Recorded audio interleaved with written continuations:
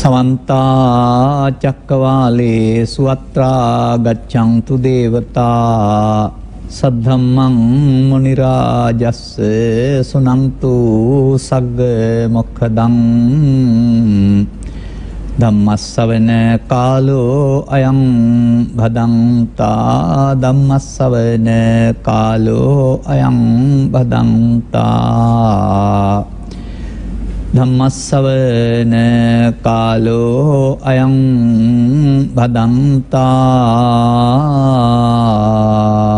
साधु साधु साधु नमो तस्से भगवतो अरहतो सम्मा सम्बुद्धस्से नमो तस्से भगवतो अरहतो सम्मा सम्बुद्धस्से नमो तस्से भगवतो अरहतो सम्मा सम्बुद्धस्से साधु साधु साधु एवमे को भिक्खवे ये अपकाते सत्ता तथागतप्परिस धम्म विनयं सवनाय एतेवको भिक्खवे बहुतरा सत्ता न लभन्ति धम्म विनयं सवनायातीति ධර්මානුශාසනාවෙහි සදහැවර අනුග්‍රහක දායකත්වයේ දරන්නා වූ පවුලේ ප්‍රමුඛ මෙම මොහොත ධර්ම ශ්‍රවණයක් සඳහා ඉඩ කඩවෙන් කරගත්තා වූ ලංකාවාසී ලෝකවාසී සදහැවර පින්වත්නි තථාගත බුදු පියාණන් වහන්සේට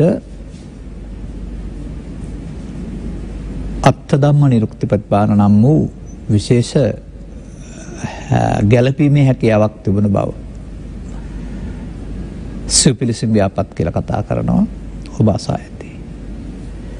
ලෝකේ පවතින යම් දෙයක්ද ඒ පවතින හැම දෙයක් තුළම පවතිනා වූ අර්ථවත් බව අනර්ථවත් බව යහපත් බව අයහපත් බව කියන මේ කාරණා උපමාවට අරගනිමින් මිනිසාගේ ජීවිත තුළ පවතිනා වූ අයහපත් බවෙන් බැහැරවීම යහපත් බවට එකතු වීම කියන මේ කාරණා පැහැදිලි කරන්නට උන්වහන්සේ පුරා 45 වසක්ම උත්සාහ දරා තිබෙන බව තමයි ත්‍රිපිටකය කියවන අපට පැහැදිලි වෙන්නේ.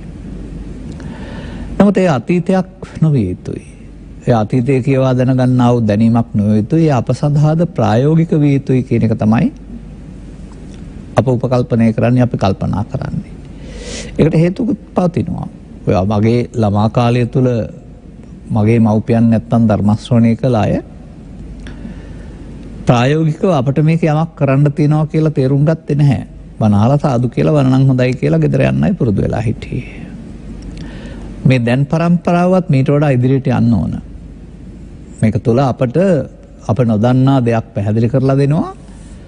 අපි නොදන්නා දෙයක් තුළ අපි දුකටපත් වෙනවා. පැහැදිලි කර දීපු කරුණ අනුව අපට ජීවිතය දුකින් මුදවා ගන්න පුළුවන් කියන මේ අනුගමනීය ප්‍රතිපදාවකට ප්‍රවිෂ්ඨ කරන්නටයි බුදුවරු මහන්සි වෙලා තිබෙන්නේ. ඒක අර වීරිය කරනවා, ධෛර්ය සම්පන්න කරනවා කියලා පෙන්වන්නේ ඒකයි. උත්සාහ කරන්න ඕන කියලා පෙන්වන්නේ. ඒ වගේම මන්දෝත්සාහී වෙන අය ආපහු උත්සාහ ගන්නනවා කියලාත් පෙන්වන්නේ ඒකයි. ඔබටත් මේ ලබාගත් ජීවිතේ ඔබ උත්සාහ කරන්නා වූ පැත්තක් තිබෙනවා. මව්පියන් ගුරුවරුන් අධ්‍යාපනඥයින් හැමදෙනාම ඔබ අධ්‍යාපනයෙන් ලොක්ෙක් බවට පත් කරලා සල්ලි අතරින් පුද්ගලයෙක් බවට පත් කරන්න උත්සාහ කරනවා. මොකද සල්ලි වලින් සියලු සැප ලැබෙයි කියලා. සල්ලින් ලබන්න පුළුවන් සැපතක් තියෙනවා. ඒක බුදුසමය විග්‍රහ කරන ලබන්නේ මුළු සැපතින් 16න් එකයි කියලා. ඒකට අපි කියන්නේ සමාජගත සුඛ සංසිඳවා ගැනීම. නමුත් මානසික වශයෙන් පවතින දුකක් පවතිනවා. ඒක 16න් 15ක් තරම් විශාලයි. ඒක අයින් කරගන්න ඉගෙන ගත්තේ නැත්නම් ජීවිතයේ අවසානයේ තමයි තේරෙන්නේ මොනවද අඩුවක් තියෙනවා ඒක කරගන්න බැරි වුණයි කියලා. මේ 16න් 15ක් තරම් වන්නා වූ චිත්තසංතාන ගත දුක ඉහාත්ම වශයෙන්ම සංසිඳව ගන්න පුළුවන්. මෙන්න මේ මාර්ගයේ ජීවිතය තුළ ඉදිරියදා ගන්නේ කොහොමද කියන කාරණාව තේරුම් ගන්නට තමයි ධර්ම ශ්‍රවණය කරන්න ඕන. මම මේ භාවිතා කරන සූදානම් වෙන්නේ අංගුත්තර නිකායේ ඒකක නිපාතයේ පුංචි ධර්ම පාඨයක්. මේක තථාගතයන් වහන්සේ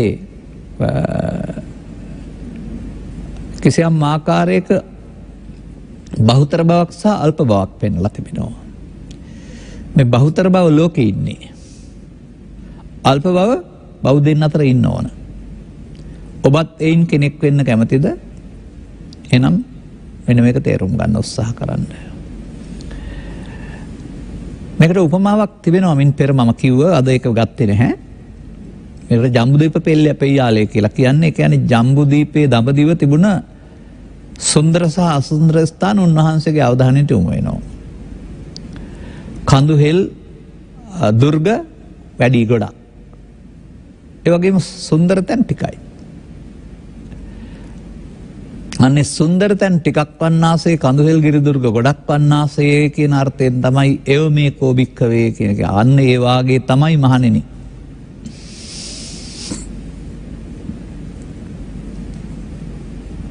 සත්වයින් අතර යම්තාක් අල්ප පිරිසක් තමයි තථාගත බුදු පියාණන් වහන්සේ වදාළ ප්‍රත්‍යක්ෂ කරගත්තා වූ ධර්ම විනය අහන්න ලැබෙන්නේ. ටික දිනකටයි. බහුතර සත්වයින්ට තථාගතයන් වහන්සේ වදාළ ධර්ම විනය අහන්න ලැබෙන්නේ නැහැ කියලා තියෙනවා. වැඩේ කරගන්න පුළුවන් වෙන්නේ අහන්න ලැබෙන අයට, බැලිය ලවන්නේ නැති අයට ලැබෙන්නේ නැහැ. ධර්ම විනය කියන වචනේ ගත්තාම මම වෙනත් අර්ථයකින් ඔබට කියන්නම්. මේක අපි අද ධර්ම ග්‍රන්ථ කියලා සූත්‍ර පිටක කොටස් ටික සහ විනය ග්‍රන්ථ කියලා විනය වෙනම ගන්නවා. ධර්මයේ වෙනම විනය වෙනම. නමුත් ඉතිහාසෙට ගිහින් බැලුවොත් එහෙම මේ විනය පනවලා තියෙන අවුරුදු 20කට පස්සේ. එතකොට මුල් කාලේ ධර්ම විනයක් තිබුණේ නැතිද? අවුරුදු 20ක් කාලයක් තුළ. නෑ. වඩාත් ධර්ම විනය තිබුණේ ඒ කාලේ නිසා තමයි වැඩිපුර ලික්ලස් පුද්ගලයන් පහළ වුණේ. ඒ නිසා මේ පොත් දෙකට කියන අර්ථයක් නෙවෙයි ධර්ම විනය කියලා කියන්නේ. ඒක පසු කාලීන හදාගත්ත එකක්. ධර්මයේ මුල් කොටගෙන ලබා ගන්නා වූ ශික්ෂණය. අපි මෙහෙම ගනිමුකෝ. නිබ්බේධික සූත්‍රයේ සඳහන් වෙනවා ලස්සන ගාථාවක්. යෝයිමස්මින් ධම්ම විනය අපමත්තෝ විහෙස්සති. යමෙක් මෙව ධර්ම විනයෙහි අප්‍රමාදව වාසය කරන්නේද පහය ජාති සංසාරං සසර උපදින්න තියෙනවා අතහැර දාලා හේතු අතහැර දාලා සියලු දුක් කෙලවර කරනවා. අර ධර්ම විනයෙන් දුක් කෙලවර කරනවා කියලා පෙන්නලා තිබෙන්නේ. නිසා මේ සමාජයේ තේරුම් ගන්න ඕන දෙයක් තිබෙනවා. මම මේක මෙහෙම පැහැදිලි කරන්නම්. බුදුදහම පිළිබඳව ත්‍රිවිධාකාර අධ්‍යාපනයක් ලැබුව කෙනෙක් අපි. ඔබටත් පාසල හෝ දහම් පාසල හෝ පිරිවෙන ආශ්‍රයෙන් මේ ලැබෙනවා. මේක තුළ පුරා අවුරුදු 2700ක ඉතිහාසය බෙදලා උගන්වනවා පුදුම විදිහට. එවන් ප්‍රශ්න පත්‍ර ආපුවම ලියලා පාස් වුණොත් එහෙම මේ දේවල් දන්නවා කියලා උඩඟු වෙන්නත් පුළුවන්, නැත්නම් සහතිකයක් ලබා ගන්නත් පුළුවන්. මොනවද මේ? බුද්ධ චරිතය, බුදුන් පහළ වීමට බලපෑවූ පසුබිමත් උගන්වනවා තව. ඒ වගේම බුද්ධ ධර්මය, ශාසන ඉතිහාසය, බෞද්ධ සංස්කෘතිය, බෞද්ධ ශිෂ්ටාචාරය සහ අනුබද්ධ පුරාවිද්‍යාව. මේ සියල්ල අද විෂය මට්ටමින් උගන්වනවා. මේ ඔක්කොම දන්න එක බුදුදහම පිළිබඳ දැනීම කියලා හිතන් ඉන්නවා. නමුත් මම මේ වගේ උපමාවක් මේ දවස්වල කියනවා. ඒක හිතා ගන්න ඕන. ඒක පරණ එකක් නෙමෙයි, අද එකක් මේ උපමාව. ඔබේ නිවසේ ඉන්න දරුවෙක් සහ තවත් ගමක දරුවෙක් තරුණ වයසේදී ඔබේ කැමැත්තෙන් විවාහය සඳහා යෝජනා වෙනවා. එතන ඔවුන්ගේ කැමැත්තෙන් ඔවුන් ඔබ අනුමැතිය දෙනවා. දැන් ඉතින් කාලානුරූප මංගල උත්සවයක් ගන්න ඕනනේ. ඒ සඳහා ඔන්න ගෙදරවල් ඉදමදි නම් හෝටලයක් වෙන් කරගන්න වෙනවා. පින්තූර ඇල්බමයක් හදන්න ඕන නම් පින්තූර ගන්න තැන් හොයන්න වෙනවා. කේක් ඕන නම් කේක් හදන්න කියන්න වෙනවා. ඥාතීන්ට ආරාධනා කරන්න වෙනවා. හැදුම් පැළඳුම් හොයන්න සල්ලි තියෙන හැටියට ලංකාව වටේ හරි ඉන්දියාවේදී හැබැයි සිංගප්පූරු එහෙම යන්න වෙනවා. තව ඉතින් මේකේ සහ නොයෙකුත් දේවල්.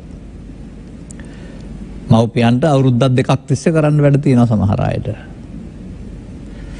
හොඳයි, මෙහෙම කරලා අපි හිතමුකෝ උත්සවය ගත්තා, අරගෙන දැන් මංගල ගමනට පිටත් වෙලා යනවා. පොලිසියෙන් නවත්තලා විවාහ සහතිකය ඉල්ලා හිටිනවා. විවාහ සහතිකයක් නැහැ.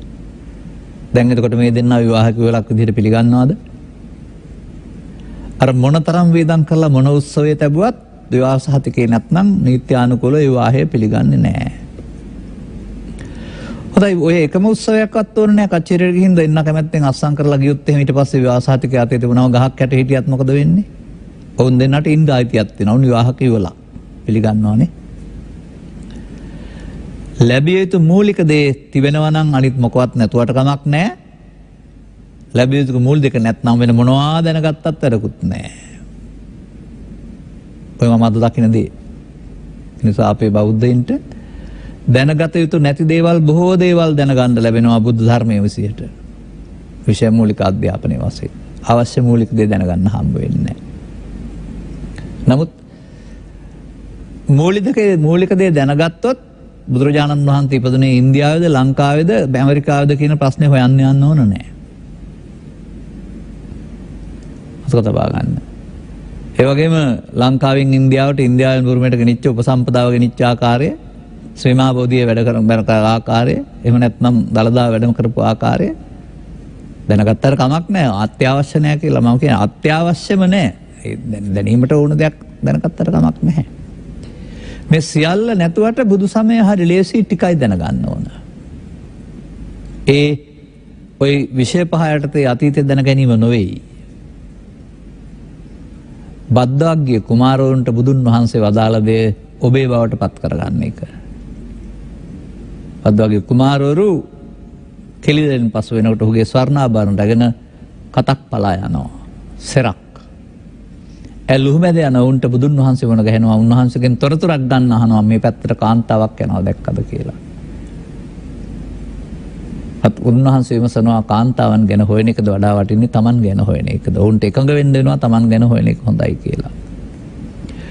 අන්නේ බද්දවග්ගේ කුමාරුන්ට වදාලා වූ Taman ගැන හෙවීම ඔබටත් අදාළයි. ඔබ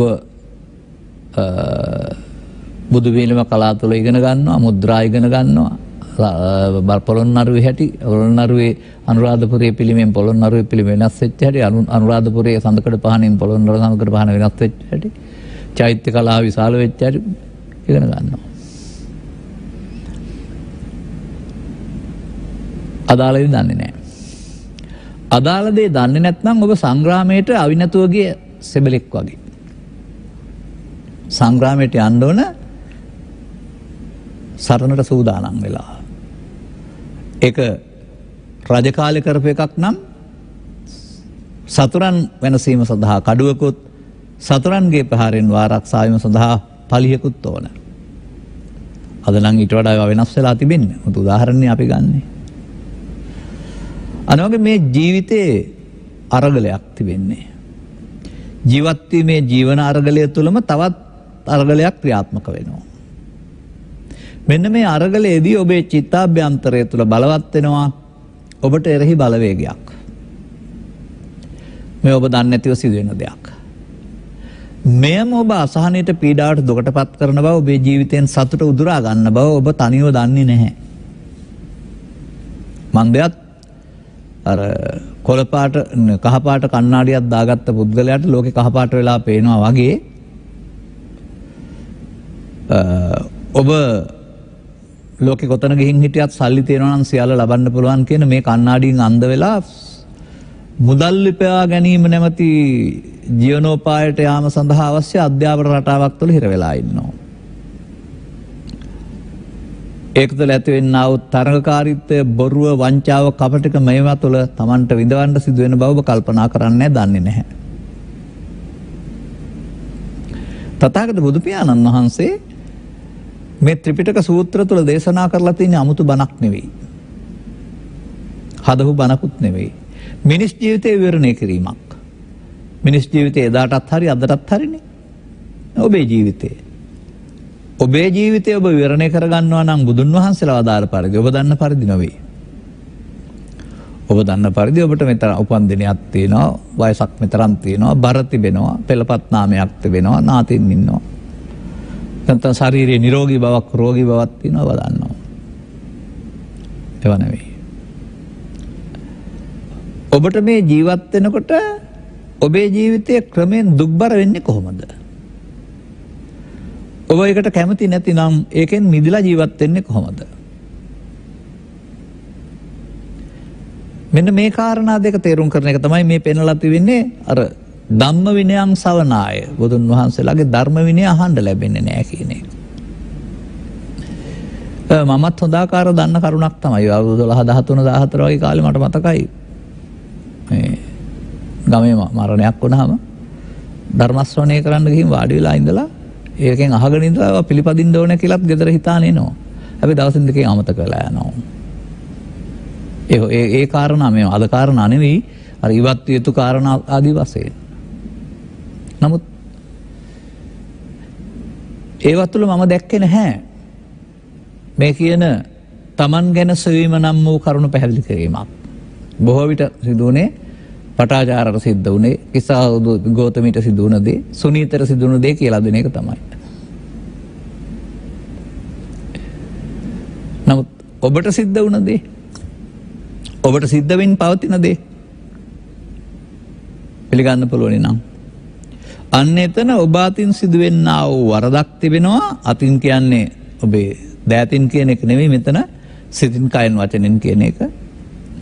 මේ ඔබ නොදන්න සිදු කරන වරදක්. මෙයම ඔබට දුක් ගෙනත් දෙනවා.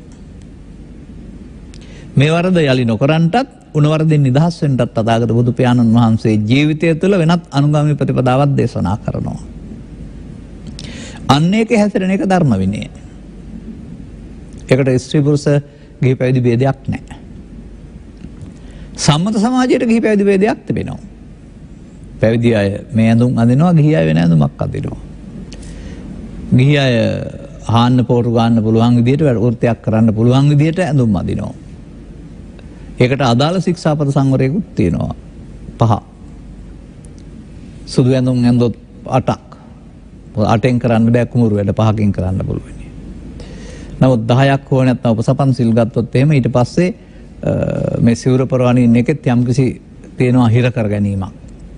ඒ නිසා ඔය අත උස්සන්න කෑ ගහන්න එහෙම බෑ. අත උස්සන්න ගියාම මේක ගැලවිලා වැටෙනවා. එන්න ඒකට ගැලපෙන වෙන ප්‍රතිපදාවක් තිබෙනවා. ඒ බාහිර සංවරය එහෙම තබා ගන්න.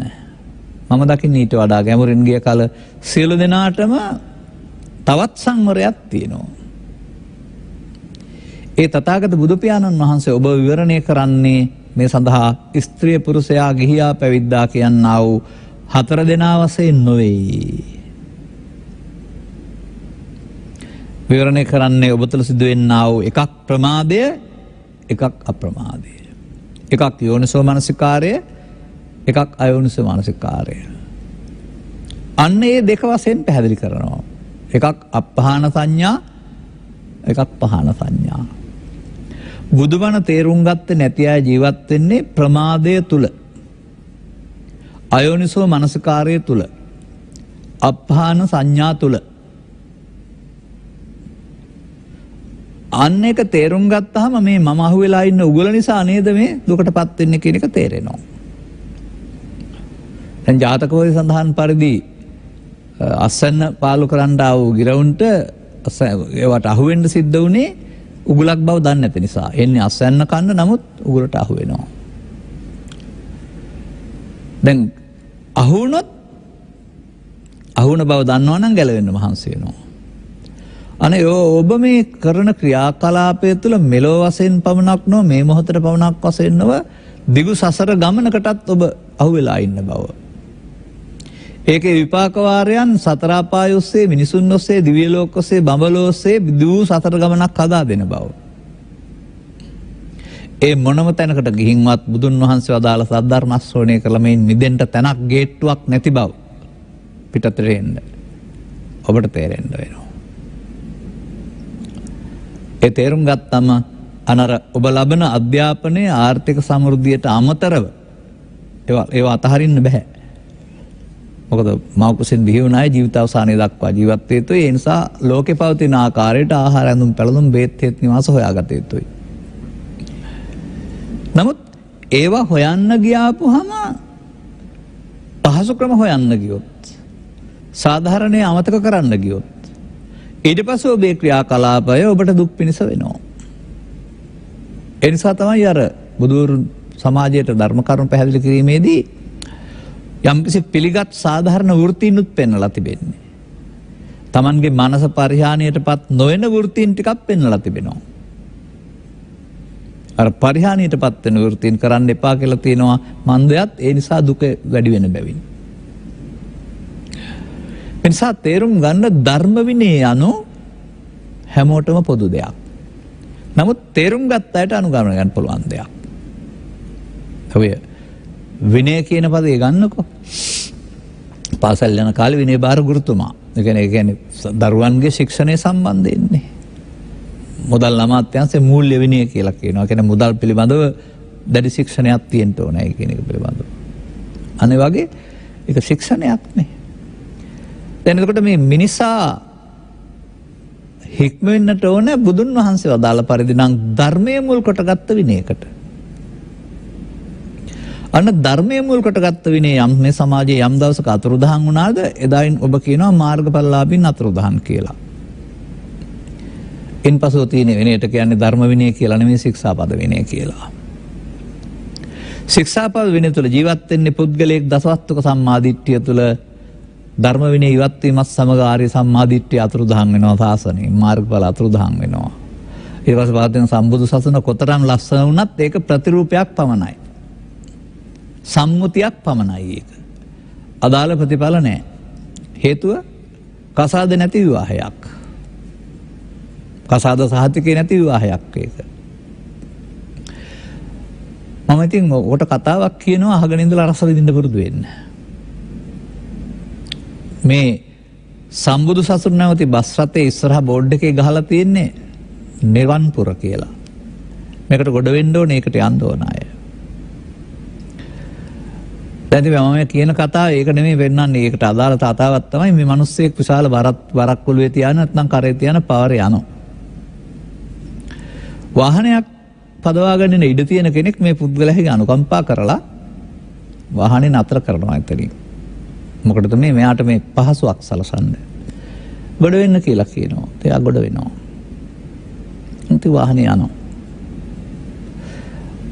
චේතනාව රියදුරාගේ මේ මිනිස්යාගේ මේ හිතේ තියෙන බර පැත්තකින් තියලා නිදහසේ යයි උදව් කරන්නේ මේ බර දුකක් නේ දුකින් මිදෙන්න. මෙයාගේ ගමනාන්තයේ කිට්ටු වෙනකොට මෙයා කතා කරලා කියනවා දැන් ඔතනින් නවත්තන්න බහින්න කියලා. පස්ස හැරිලා බලපුවම තාමත් අර මිනිස්සයා අර මේ පාර්සලයේ මල්ල කරේ තියාන. එතකොට ඒ වාහනේට ගොඩ වුණ එකෙන් වැඩක් තියනවද? එයා බර බිම තියන්න ලෑස්ති නැහැ. මේ උපමාවේ සඳහන් වාහනයේ සම්බුදු සසුනක් ඒකට ගොඩ වෙන මගියෝ ජීවිතයේ දුක රැස් කරගන්නා වූ අය නම් ඒ ජීවිතයේ දුක මේ ආහනය තුල විමින් තියන්න ඕනේ. නමුත් ඔබත් හරිය අනාගත බුදුන් වහන්සේගේ ශාසනය නිවන් ප්‍රාර්ථනා කරනවා නම් අර මගියා වගේමයි. ඔබ බෞද්ධ හැබැයි දුකින් ජීවත් වෙන්න ඕනේ. ඒක අයින් කරගන්න බෑ ඔබට. ඔය බර විමින් තියන්න වාහනේ තියෙන එකට. බුදුවරු ලෝකෙට පහළ වුණේ කුමට කියලාද ත්‍රිපිටකේ පෙන්ලා තියෙන්නේ. මහන්නේ මම දුකත් හේතුවත් නැති වූ තැනත් මාර්ගයක් දේශනා කරමි. මේකටත් ඉතින් වැරදි අවබෝධයක් ලබාන ඉන්නේ. ජීවිතය දුකයි කියලා කියයි. එහෙමනේ කියන්නේ. මරණයෙන් එහා පැත්තේ නිවනක් තියෙනවා කියලා කියයි. ජීවිතයේ දුකයි කියලා කොහෙවත් ත්‍රිපිටකේ නෑ ගීපදවල තිබුණාට. ඒක තිබෙන්නේ පංච උපාදානස්කන්ධය තුල තිබෙන දේ දුක කියලා. පංච උපාදානස්කන්ධ කියන්නේ ශරීරය නෙවෙයිනේ. ඒ මොහොතට ඔබ ජීවත් කරවීම සඳහා ඇසකරනාසය දිවකය උදව් කරගෙන උපදින්නා වූ හැඟීම. ඒක ඔක්කොම ද්‍රව්‍ය නෙවෙයි චෛතසික චිත්ත චෛතසික. සංගතනිකායේ කන්දක වර්ගයේ පෙරලනකොට ආයතන සලායතන වර්ගයේ පෙරලනකොට මේ පිළිබඳ සූත්‍රයක් හමු වෙනවා හොඳට. මිනිසාට දොරවල් හයක් තිබෙනවා ඔබ දන්නවනේ. ඇසකන්නාසය දිවකය සිත. තථාගතයන් වහන්සේ වදාරන්නේ මේ හයට හමු වෙන අරමුණු නිසා වේදනා හයක්, සංඥා හයක්, සංකාර හයක්, විඥාන හයක් පහළ වෙනවලු. මොනවා නිසාද එහෙනම්? ඇසට හමු වෙන රූපේ නෙවෙයිද ඇසේදී විඳින්නේ? කනට හමු වෙන ශබ්දේ නෙවෙයිද කනේදී විඳින්නේ? ඒවා අරමුණු හය මුල් කොටගෙන නේද වේදනා සංඥා සංකාර හය පහළ වෙන්නේ. ඒ ශරීරයේ ලෝකයේ සමග සම්බන්ධතාව පැවැත්වීම සඳහා ලෝකය හඳුනා ගැනීම සඳහා ඔබට ඒ ලෝකයේ තිබෙන දේවල් සම්බන්ධයෙන් අදාළ දැනුම මෙතෙන් එන්න ඕන. ලෝකේ ජීවත් වීම සඳහා මෙන්න මේ කටයුත්ත මිනිසා කරනවා. මේ කටයුත්ත තුළ සිදුවෙන්නා වූ වරදක් ප්‍රමාදයක් නිසා මිනිසා පුවක් ගෙඩිය ගිරේට අහු වෙනවා වගේ දුකකට අහු වෙනවා. කියන්නේ ගිරේට අහුණු පුවක් ගෙඩිය වගේ කියලා. ගැලවෙන්න බෑ. අනේ වගේ මේ තමන් විසින් හදාගන්නා වූ දුක නැමැති උගුලට අහු වෙන ආකාරය ධර්ම දේශනා මගින් ඔබට පැහැදිලි කරලා දෙනවා. ඔබ ඉහාත්ම වශයෙන්ම එයින් මෙදෙන ආකාරය අනුගමනය කරන්න වෙනවා.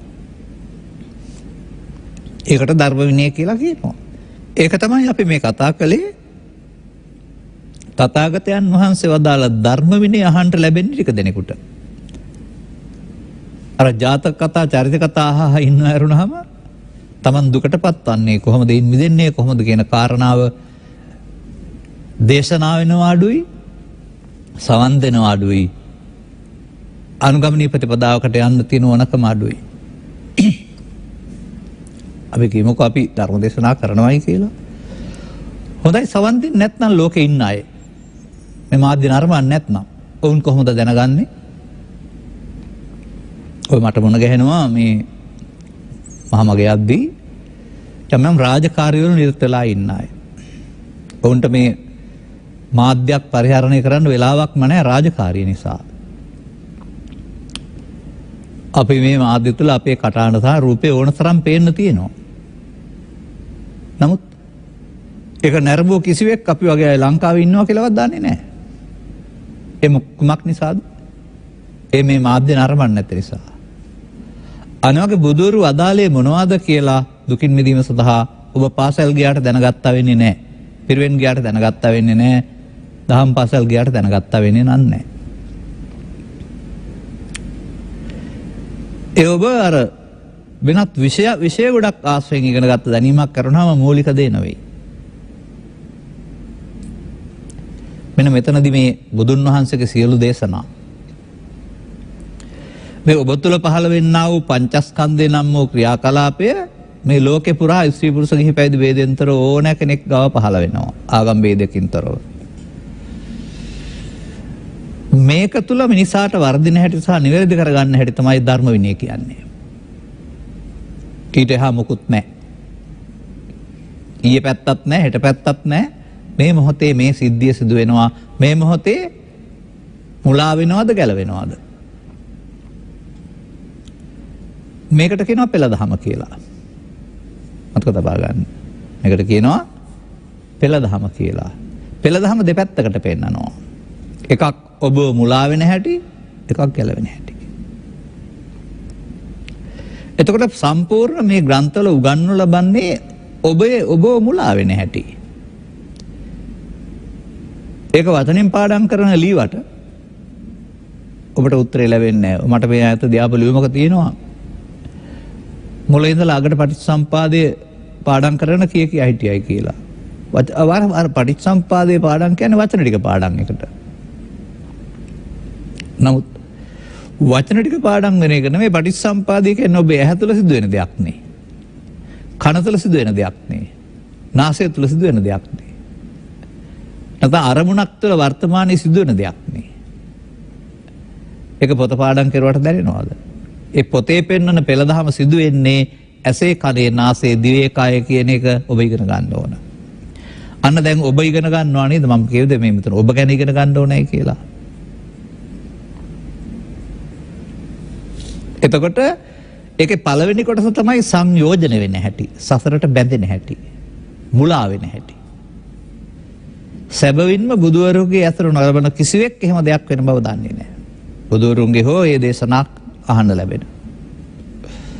ඒගොල්ලෝ කියන්න දන්නේ ටික කාලයක් ගියාපුවාම ගහින් ගෙඩි එනවා වගේ දුක ආව මොනවා වුණාද දන්නේ නැහැ කියන්න. කොහොම එනවද දන්නේ නැහැ කියන්න. නමුත් තථාගතවරු පැහැදිලි කර වදාරනවා ඔබට දුක ගෙනත් දෙන්නේ ඔබේ උපාදානය විනා ලෝකය නොවේ. ඔබ දුකින් මිදෙන්නට නම් ඔබේ උපාදානයෙන් ඔබ මිදෙන්න ඕනේ. මේ උපාදානය වෙන හැටි එක පෙළදහමක්, මිදෙන හැටි තව පෙළදහමක්. උපාදානය වෙන හැටි අනුලෝම පටිච්චසමුප්පාදය, මිදෙන හැටි පටිලෝම පටිච්චසමුප්පාදය. ඔක තමයි මම දකින්න පෙළදහම. පෙළදහම දන්නේ නැත්නම් ධර්ම විනය දන්නේ නැහැ. මන්දයත් පෙළදහමේ තමයි පෙන්වලා තිබෙන්නේ. පමාදවාදී පෙළදහම, අප්‍රමාදී පෙළදහම, වාදී පෙළදහම. අමාරුවේ වැටෙන හැටි, අමාරුවේ නොවැටුනනම් ඒ පාරේ නොයා ඉන්න ඕන හැටි. අපි ගිමකෝ මහමග තියනවායි කියලා මේ හදිසිය වැහැලා බෞක්වක් කැඩලා නැත්නම් පාර හොදන්න ගිහින් කැඩලා තියෙනවා. ඈත ප්‍රදේශය හරි හොඳයි. වේගෙන් වාහනයක් පදවන ඉනවා. ඔහු ආපු වේගෙන්ම යනවා අර දැන්වීම බලන්න නැතුව. එතකොට මොකද වෙන්නේ? ඔහුගේ වාහනේ අබලං වෙනවා නැත්නම් බෝක්කෝ පල්ලට වැටෙනවා. වරද මොකද්ද? නෑ දැන්වීම ප්‍රදර්ශනය කරලා තිබෙන්නේ, බැලුවේ නෑ ඒක දිහා. එඳ මේ ජීවන ප්‍රතිපදාව යන අයට බුදුරජාණන් වහන්සේ දැන්වීම ප්‍රදර්ශනය කරලා තිබෙනවා.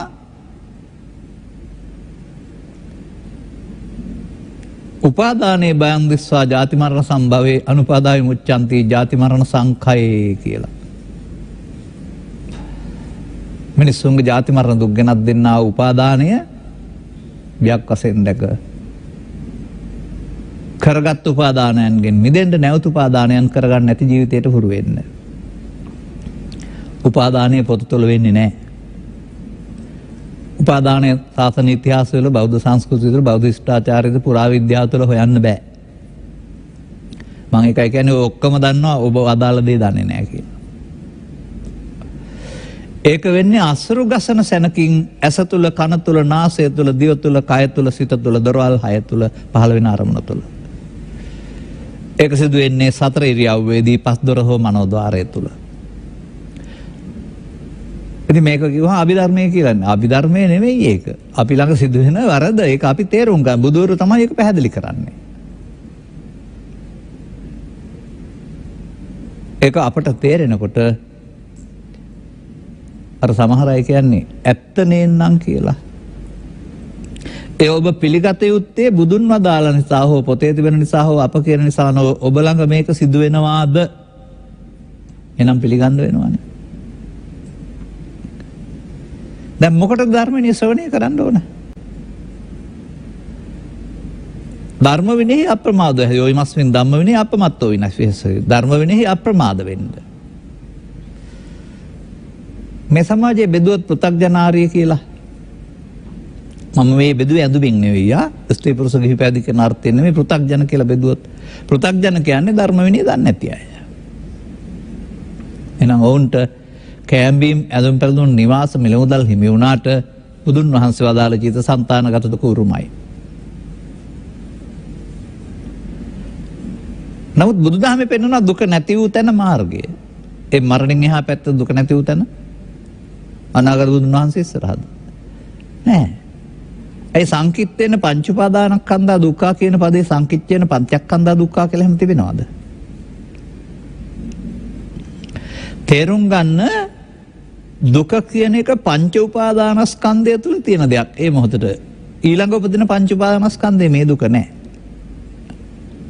හෙට පහළ වුණොත් තව පංච උපාදානස්කන්ධයක් හෙට වෙනකොටත් ඒක අද වෙලා තිබෙන්නේ. එතන තියෙන එකක් ඒක.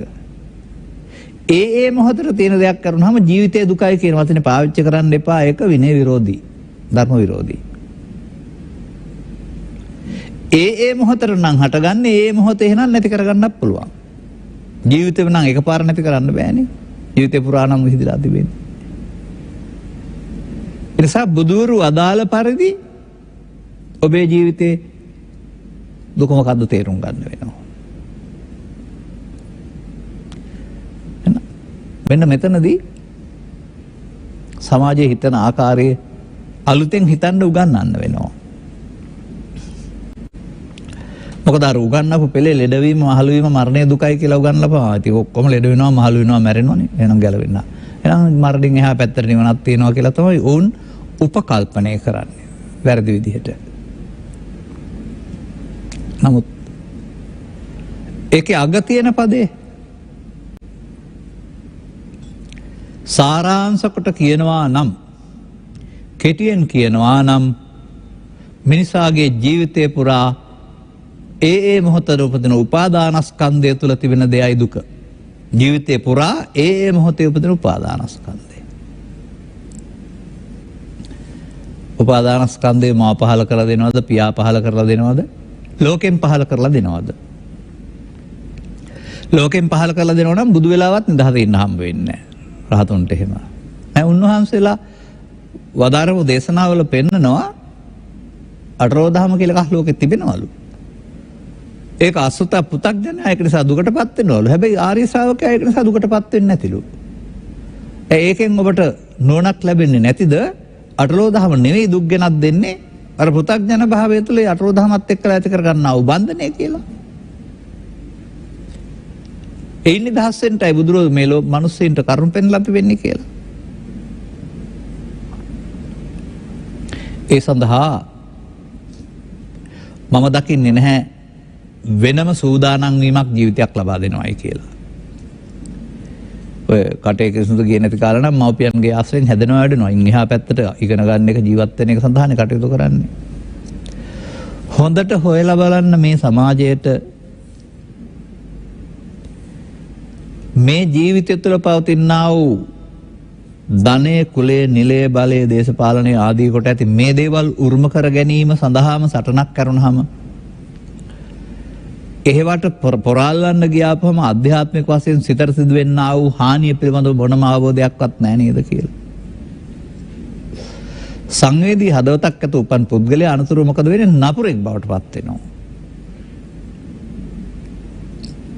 එනිසා තේරුම් ගන්න ඕන වැදගත් කාරණාව බුදුවරු ස්කන්ධ පංචකය තුල පැහැදිලි කරලා දාලා වූ ඔබේ දුර්වලකම නිත්‍ය සුඛාත්ම වශයෙන් ඉගෙන ගන්න. ඔබ කවදාවත් වචනෙන් මේක කියලා නැහැ. නමුත් ඔබ කරන වැඩේ ඒක වශයෙන් පිළිගන්න. ඒ නිසා චිත්ත අභ්‍යන්තරයට හැම විටම ලෝභ මූලය, දේශ මූලය, මෝහ මූලය බලවත් වීමට ඔබ කුණු එකතු කරමින් ඉන්න බව ඉගෙන ගන්න. ඔබේ දර්ශනය අනුසෝතගාමී බව ඉගෙන ගන්න. අනුසෝතගාමී කිසිවෙකුට ධර්ම විනයක් නැහැ. මේකෙන් ගැලවෙන හැටි තමයි බුදුරු පැහැදිලි කරන්නේ. ඒක තමයි පටිසෝතගාමී ප්‍රතිපදාව. අපි ඒකට තමයි ධර්ම විනය කියලා කියන්නේ. ආපහු යන්න ඕන. යනාතට ගිහින් බෑ, අනිත් අතට යන්න ඕන. අනුසෝතගාමී අනාතට යන එකට කියනවා සංස්කාර නිත්සුකාත්ම වශයෙන් බැලීම. කවදාවත් වචනෙන් කවුරුත් බලලා නැහැ. ඒක තමයි තේරුම් ගන්නත් බැරි. නමුත් ඒ වචනෙන් කියන දේ ඔබ කරනවා. එනිසා ඔබේ චිත්තාභ්‍යන්තරය ටිකෙන් ටික බාහිර ලෝකෙත් සමග ඇතිවෙන්නා වූ ගැටීම් නිසා කෙලෙසෙමින් අනතුරුව අවදි වූ තැන් පටන් නින්දට යනතුරුම බාහිර ලෝකේ කාරණා නිසා සහනෙන් ජීවත් වෙන්න බැරි දුක, පීඩාව, තරහව, වෛරය, ක්‍රෝධය, අසහනය ගෙනත් දෙන්නා වූ ලෝකයක් බවට පත් වෙනවා. දැන් මේක ඔබ දකින්නේ මේ ලෝකේ තියෙන මේ කරදරේ. ලෝකේ හරි කරදරයි. එන කැලේට යන්න ඕනේ.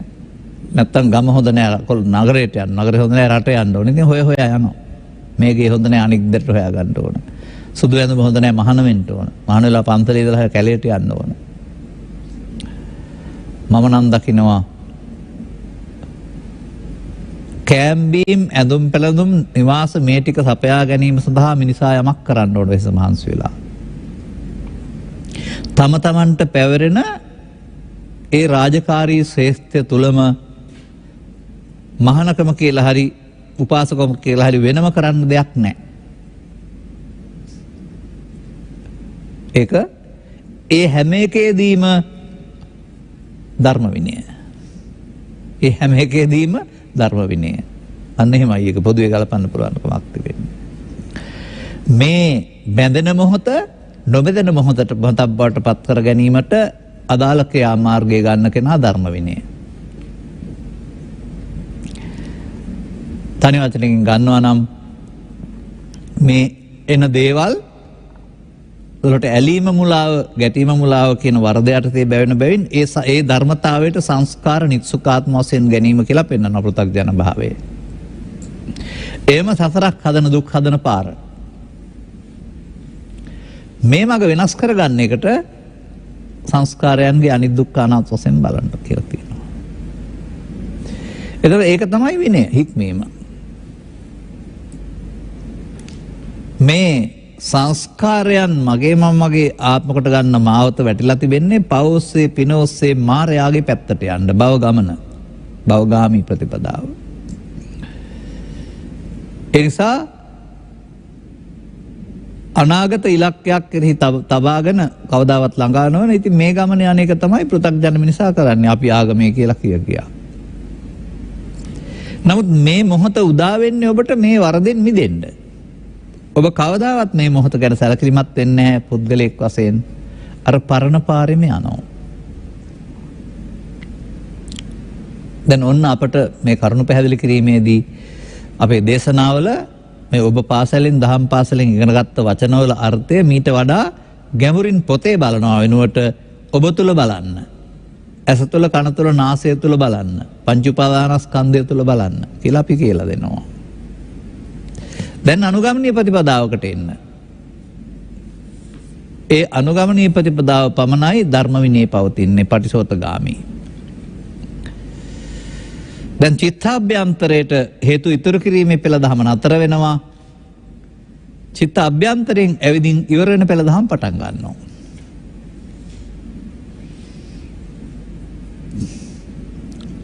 මෙන්න මේක තමයි තේරුම් ගන්න ඕන කාරණාව. මේක මම විනාඩියකින් කියන්නම්. ඔබේ ඇස තුළ, කන තුළ, නාසය තුළ නම් මේ අතීතෙන් ආපයකට එකතු වෙනකොට කියනවා පස්සපච්චා වේදනා කියලා. ඒකට ඇලෙනවට තණ්හා කියනවා. ඒකට මුලා වෙනවට උපාදාන කියනවා. සිත ඇතුළට හැංගෙනවට භව කියනවා. මේක ඇස තුළ, කන තුළ, නාසය තුළ, දිව තුළ, කය තුළ, සිත තුළ සතර ඉරියව්වේ හැමදාම මොහොතක් පාසා සිදු වෙනවා. පෘථග්ජන භාවය තුළ. මේකට එකතු වුණොත් පව් සිද්ධ වෙනවා, පින් සිද්ධ වෙනවා, ධාන කුසල් සිද්ධ වෙනවා, පමා වෙනවා ඇරුණාම ධර්ම විනයක් නැහැ. ඒ අවිනය. ඒ භවගාමී ප්‍රතිපදාව. ඒක පවත්තන්න, සසර හදන්න ඇරුණාම නිදහස් වෙන්න බෑ. දැන් සාමාන්‍යයෙන් කියනවන්නේ මේ නියපොත්තෙන් කඩන්න තියෙන දේ පොරවෙන් කපනකල් ලොකු වෙන්න දෙන්න ඕනේ නැහැ කියලා. ඒ වගේ ඔබට පුළුවන්කමක් තියෙනවා නම් මේ හදාගත්ත දේ එන විට එකට එකතු නොවෙන්න. මේ දැන් මොහොතේ මේ සිදුවෙන සිදුවීම සහ අනාගත හේතු ඵල උපදින්න හේතු තැවීම කියන එක නොකර මේක අවසන් කරන්න පුළුවන්.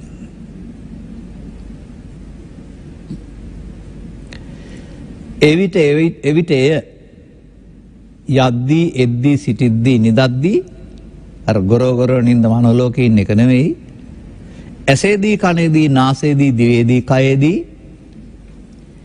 ඔබ ජීවත් වෙන ශ්‍රේෂ්ඨරයට අනුව උපදින්නා වූ කාම විතර්කයේදී, ව්‍යාපාද විතර්කයේදී, විහිංසා විතර්කයේදී ඒකට එකතු නොවීමෙන් අවසන් කිරීම. කවදා හරි දවසක බුදුරජාණන් වහන්සේ අනිත්‍ය කියලා දේශනා කළේ මේකයි කියලා ඉගෙන ගන්නතුරු ඔබට අනිත්‍ය තේරෙන්නේ නැහැ. ඒ තරම් සුන්දරයි මේ අනිත්‍ය. මේක තේරුම් ගත්තාම අනිත්‍ය වෙන්නේ කෙස් හරි, ලොම් හරි, දත් හරි, නිය හරි, බාහිර ලෝකේ වස්තු හරි නෙවෙයි. මලුත් නෙවෙයි. ඒ උපාදාන වුණ දෙක අනාගත ඵලයක් උපදින්න නැතුව නැති වී යනවා. සංසිඳෙනවා. අන්න ඒ සංසිඳ වීමට ධර්ම විනය කියලා කියනවා. යෝයිමස්මින් ධම්ම විනය අපමත්තෝ වියස්සයන්. මෙන්න මේ ධර්ම විනය මොහොතක් පාසා යම් කිසි පුද්ගලයෙක් අප්‍රමාද වෙනවාද? ඒකමයි අප්‍රමාද වීම. එකතු වීමෙන් පවත්තන එකට ඉඩ නොදී මෙතනින් කඩන එක. සසර කඩන තැන මෙතන සීමාවක්. නැවත නැවතත්. දැන් අර ජාති සංසාරන්නේ අතහැරෙන්නේ ඉදිරියට තියන්නේ නැත්නම්. එහෙනම් දුක්ඛ සංඛා දුක් කෙලවර වෙනවනේ. එතකොට ඒ උපදින ස්කන්ධ පහට පංච උපාදානස්කන්ධ කියන්නේ නැහැ.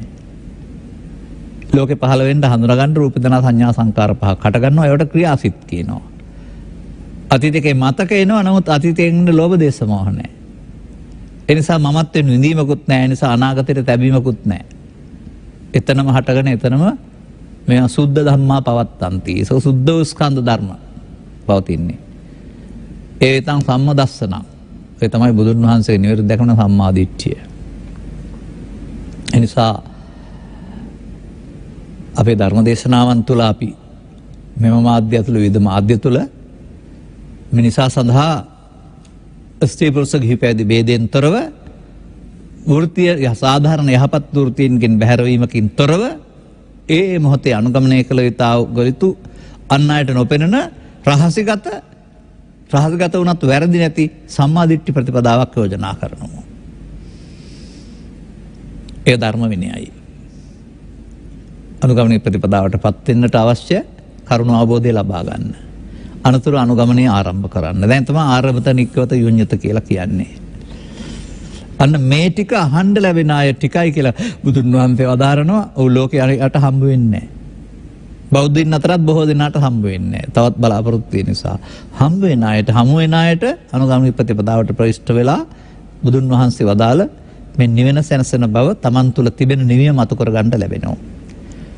අදාළ නිවීම සැනසීම මතු කර ගැනීම සඳහා ඔබටත් මෙම කරුණු පැහැදිලි කිරීම උපනිශ්‍රේවා හේතු වාසනා වේවායි කියන ප්‍රාර්ථනාව කරමින් මම ධර්මානුශාසනාව මෙසේ අවසන් කරනු ලබනවා.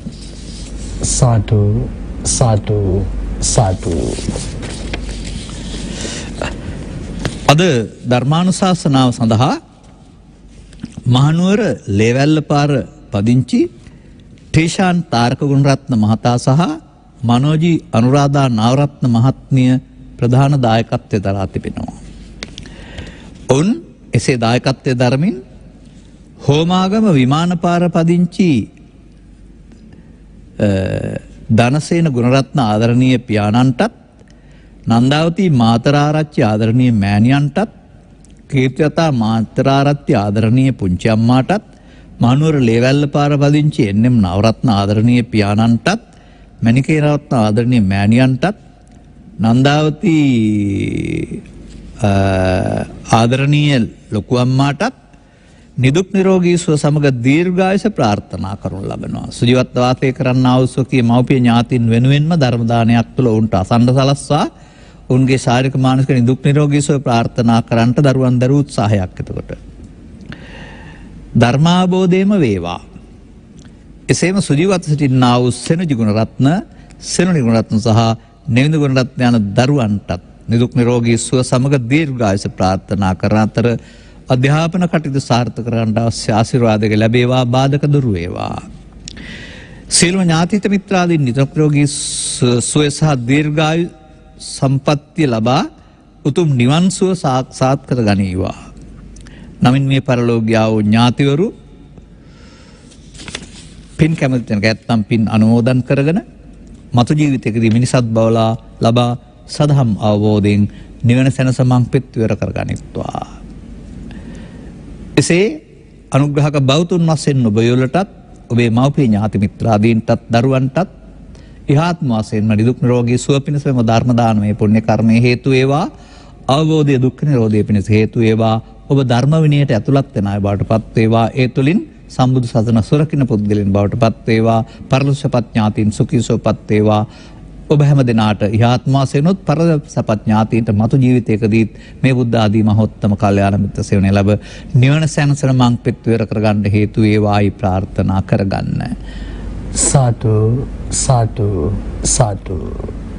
ආකාසට්ඨාච බුම්මට්ටා දේවා නාග මහිද්దికා පුඤ්ඤන්තං අනුමෝදිත්වා චිරං රක්ඛන්තු ත්වං සදා. සෑම දිනාටම තෙරුවන් සරණයි. සාදු සාදු සාදු.